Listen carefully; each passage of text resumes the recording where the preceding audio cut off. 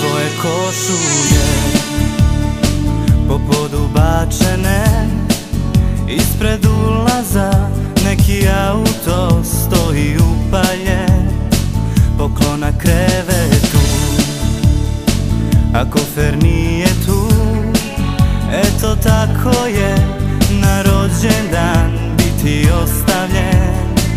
Na rođendan poljubi me za nekih 300 godina, toliko će mi trebati da ozdravimo tebe ja. Na rođendan poljubi me za nekih 300 godina, toliko će mi trebati da ozdravimo tebe ja.